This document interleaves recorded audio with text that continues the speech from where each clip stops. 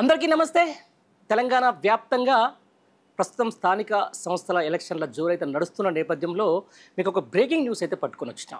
ఏదైతే పార్టీ ఫిరాయింపుల అంశానికి సంబంధించి గత కొద్ది రోజులుగా సోషల్ మీడియాలోను ఇటు ప్రధానమైనటువంటి వార్తా పత్రికల్లోనూ అలాగే ఎలక్ట్రానిక్ మీడియాలో వస్తున్న వార్తల ప్రకారం ఎవరైతే ఖైరతాబాద్కు సంబంధించిన దాంట్లో ఉన్నటువంటి ఎమ్మెల్యే బీఆర్ఎస్ పార్టీ నుంచి గెలిచి కాంగ్రెస్ పార్టీలోకి వెళ్ళినటువంటి దానం నాగేందర్ దాదాపుగా రాజీనామా యోచనలో ఉన్నట్టుగా స్పష్టంగా తెలుస్తూ ఉంది. ఎట్లంటే టెక్నికల్ ఎవిడెన్స్ ప్రకారం ఆయన 2023లో బీఆర్ఎస్ పార్టీ తరపుగా బీఫామ్ తోటి గెలిచిన మాట వాస్తవం.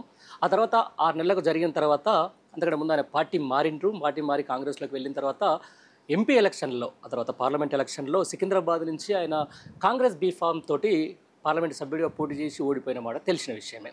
ఈ నేపథ్యంలోనే ఇటు సుప్రీంకోర్టు తీర్పు, ఆ తర్వాత పార్టీ ఫిరాయింపుల అంశానికి సంబంధించి స్పీకర్ నిర్ణయాలు, ఆ తర్వాత జరుగుతున్నటువంటి టెక్నికల్ అంశాల నేపథ్యంలో ఆయన ఒక కీలక నిర్ణయం తీసుకున్నట్టుగా తెలుస్తూ ఉంది. నేను ఖచ్చితంగా ఆయనకున్న రాజకీయ లెగసీ అంటే కొద్ది సంవత్సరాలుగా ఆయన ప్రజాక్షేత్రంలో ఉన్నారు, ప్రజాక్షేత్రంలో ఎమ్మెల్యేగా గెలుస్తూ వస్తున్నారు, ప్రజాక్షేత్రంలో మంత్రి కూడా పనిచేసినటువంటి వ్యక్తి ఆయన. ఈ నేపథ్యంలో తన రాజకీయ భవిష్యత్తుకు ఒక మచ్చగా ఉండకూడదు అని చెప్పేసి పార్టీ ఫిరాయింపు ఖచ్చితంగా చేసినట్టు టెక్నికల్ ఎవిడెన్స్ కూడా దొరికిన నేపథ్యంలో రాజీనామా చేయబోతున్నట్టుగా కూడా తన అనుచర గణంతో ఖైరతాబాద్లో ఉన్నటువంటి ఆయన యొక్క కీలకమైన కార్యకర్తలతోటి ఆయన ముఖ్య నాయకులతోటి చర్చిస్తున్నట్టుగా తెలుస్తుంది. అయితే ఇక్కడ బిగ్ ట్విస్ట్ ఏంటంటే, నేను రాజీనామా చేస్తే ఎవరినైనా ఇక్కడ పెట్టి నిలబెట్టుకోండి, నాకు పెద్ద సంబంధం లేదు, ఒకవేళ నాకు టికెట్ ఇచ్చినా నేను గెలుచుకొని వస్తాను. ఎందుకంటే జూబ్లీహిల్స్లో బై ఎలక్షన్ జరిగిన తీరు ఒకసారి గమనించిన తర్వాత జూబ్లీహిల్స్ బై ఎలక్షన్లో సరే భయాన్నో లేకపోతే జనాలను భయపెట్టించు కాంగ్రెస్ పార్టీ గెలిచిన మాట వాస్తవం. ఎలక్షన్ తీరును గమనించిన తర్వాత నేరుగా రాజీనామా చేసి నేను బై ఎలక్షన్లకు వెళ్ళిపోతాను, లేకపోతే వేరే వాళ్ళని మీ ఇష్టంలో ఎవరితో పెట్టండి, నాకు ఒక మంత్రి పదవి ఇవ్వండి, నాకు ఎమ్మెల్సీ ఇచ్చని చెప్పేసి కూడా ఆయన ఢిల్లీ వద్ద ఇక్కడ రాష్ట్ర పీసీసీ వర్గాల మధ్య ఒక ప్రతిపాదన పెట్టినట్టుగా తెలుస్తూ ఉంది. ఎట్లంటే ఒకవేళ నేను ఇక్కడ రాజీనామా వచ్చిన తర్వాత మీ పార్టీలోకి వచ్చిన కాబట్టి అక్కడ ఎంపీగా పోటీ చేసి, ఒక విధంగా చెప్పాలంటే అప్పటికి కిషన్ రెడ్డితో ఒక ఒప్పందంలో భాగంగానే అక్కడ ఈయన పెట్టినట్టుగా తెలుస్తున్నటువంటి మాట, ఎవరిని దానం నాగేందర్ ఎంపీగా నిలబెట్టినటువంటి మాట. సరే, ఆ పరిణామాలు ఏం జరిగినా అక్కడ కిషన్ రెడ్డి సికింద్రాబాద్ నుంచి గెలిచిన ఎండ్ ఆఫ్ ది డే ఖచ్చితంగా ఆయనకైతే ఒక బలి పశువు లెక్క మారిన కాబట్టి నేను ఇక్కడ పదవికి రాజీనామా చేస్తా, నా యొక్క రాజకీయ భవిష్యత్తును నేను కాపాడుకుంటా, కానీ నన్ను ఖచ్చితంగా మంత్రి పదవి ఇవ్వాల్సిందని చెప్పేసి పీసీసీ దగ్గర ఆయన ఒక ప్రతిపాదన పెట్టినట్టుగా తెలుస్తూ ఉంది. దాంతోపాటు ఢిల్లీలో కూడా అధిష్టానం సంబంధించినట్లు కూడా అవసరమైతే నేను మళ్ళీ బై ఎలక్షన్లకు వెళ్ళిపోవడానికి సిద్ధంగా ఉన్నా, ఖచ్చితంగా మళ్ళీ వస్తానని చెప్పేసి కూడా దానం నాగేందర్ ఒక ప్రపోజల్ పెట్టినట్టుగా తెలుస్తూ ఉంది. ఈ ప్రపోజల్కి సంబంధించి ఇంకా పీసీసీ ఆలోచనలో ఉంది. ప్రస్తుతం అయితే వాళ్ళంతా కూడా స్థానిక సంస్థలు సర్పంచ్ ఎలక్షన్ మూడ్లో ఉన్నారు కాబట్టి ఇంకేం తెలియదు. అయితే ఒక విధంగా స్పీకర్ నిర్ణయం తీసుకుంటే వీళ్ళిద్దరు కూడా ఎవరైతే కడియం శ్రీహరి ఆ తర్వాత దానం నాగేందర్ వీళ్ళిద్దరు కూడా స్పీకర్ సంబంధించిన విచారణకు హాజరు కాలేదు కాబట్టి వాళ్ళు ఎందుకంటే టెక్నికల్గా ఖచ్చితంగా వాళ్ళు దొరికినట్టుగా అంటే పార్టీ సభ్యత్వానికి సంబంధించి గతంలో కడియం శ్రీహరి కొన్ని పార్టీ ఉన్నటువంటి పార్టీలో కాంగ్రెస్ పార్టీలో కూర్చున్నటువంటి విధానానికి సంబంధించి, లేకపోతే అక్కడ ఆయన కూతురు వరంగల్ నుంచి పోటీ నిలబెట్టినటువంటి సందర్భం గురించి కూడా ఆయన స్పష్టంగా పార్టీ మారినట్టుగా పలు ఎవిడెన్స్లు ఉన్నాయి.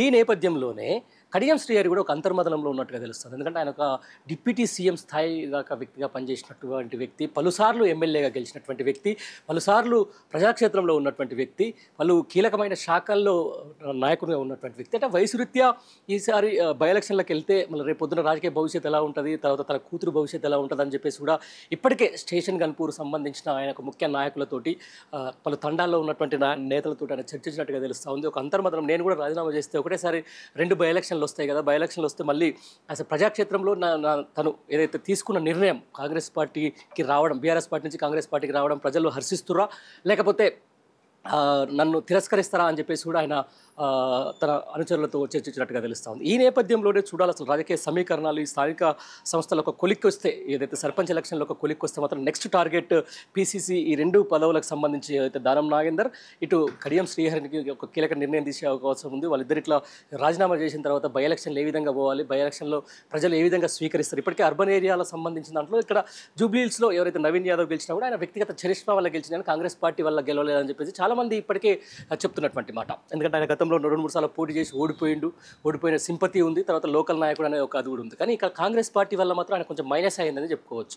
ఇదే నేపథ్యంలో ఇక్కడ ఖైరతాబాద్లో అయితేనేది, లేకపోతే రూరల్ పర్టికులర్ గ్రామీణ ప్రాంతమైనటువంటి స్టేషన్ గన్పూర్లో ప్రజలు ఏ విధంగా స్వీకరిస్తారు, ప్రజలు నిజంగా అంటే ఒకవైపు రైతు రుణమాఫీకి సంబంధించి అయితేనేది, రైతు కష్టాలకు సంబంధించి అయితేనేది, యూరియా కష్టాలకైతే సంబంధించి అయితేనేది, లేకపోతే చాలా వరకు అన్ని ఆస్పెక్ట్ చూసుకుంటే ఒకసారి కాంగ్రెస్ పార్టీ ఇచ్చినటువంటి గ్యారంటీల అమలు విషయంలో కానీ గ్రామీణ ప్రాంత ప్రజలు ఏ విధంగా ఉన్నారో కూడా ఒకసారి స్పష్టంగా తెలవాలంటే రూరల్ ప్రాంతాల ఎలక్షన్ రావాలి. వస్తే ఒకసారి చూద్దాం ఏ విధంగా ఉంది, ప్రజల మూడ్ ఆఫ్ స్వింగ్ ఎలా ఉంది, మూడ్ ఆఫ్ నాడి ఎలా ఉందనేది కూడా ఇటు కాంగ్రెస్ పార్టీ ప్రయత్నించే దిశగా కడియంని రాజీనామాకే పావులు కదుపునట్టుగా తెలుస్తుంది. మొత్తానికి ఏదేమైనా కూడా మరికొద్ది రోజుల్లో క్లారిటీ అయితే రానుంది. దానం నాగేంద్ర అయితే దాదాపు రాజీనామాకు సిద్ధపడినట్టుగా ఉంది. దాంతోపాటుగా ఆయన దాంట్లో భాగంగానే కొన్ని కీలకమైన స్టెప్స్ చేస్తారు. అంటే నాకు హైదరాబాద్కు సంబంధించి ఈ ఫార్ములా రేస్ మీద వైపు కేటీఆర్ మీద పలుసార్లు ఇక్కడ ఉన్నటువంటి అధికార పార్టీలో ఉన్నటువంటి ముఖ్యమంత్రి స్థాయి నుంచి మంత్రుల వరకు టార్గెట్ చేస్తుంటే ఈ ఫార్ములా రేస్ వల్ల ఖచ్చితంగా ఇక్కడ తెలంగాణ రాష్ట్రానికి హైదరాబాద్ బ్రాండ్ వాల్యూకు ఎంతో అద్భుతం జరిగిందని చెప్పేసి దానం ఒప్పుకున్నటువంటి పరిస్థితి. దాంతోపాటుగా కేసీఆర్ నాకు లైఫ్ ఏదైతే రాజకీయంగా లైఫ్ని ఇచ్చినటువంటి వ్యక్తి కాబట్టి కేసీఆర్ నాకు అభిమానం అని చెప్పి పలుసార్లు కూడా చెప్తున్నటువంటి ఇటు బీఆర్ఎస్ పార్టీ శ్రేణులని బుజ్జగిస్తూనే అటు రాజీనామా వైపు వెళ్లేందుకు దానం నాగేంద్ర చాలా సిద్ధంగా ఉన్నట్టుగా తెలుస్తుంది. ఈ సిద్ధం ఉన్న పరిస్థితిలో ఆయన అయితే అవసరమైతే వేరేటలో నిలబెట్టుకోండి, నేను నాకు టికెట్ ఇచ్చినా ఖైరతాబాద్ అవసరం లేదు, నన్ను ఎమ్మెల్సీని చేసేసి మంత్రి పదవి మాత్రం ఖచ్చితంగా వేయాలని చెప్పేసి ఆయన ఒక ప్రపోజల్ పెట్టినట్టుగా తెలుస్తుంది.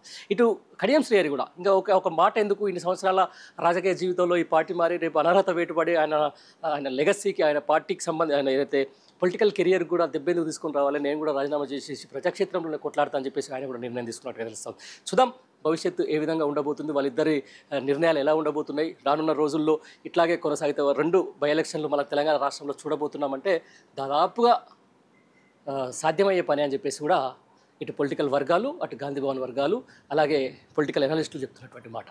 Thank you.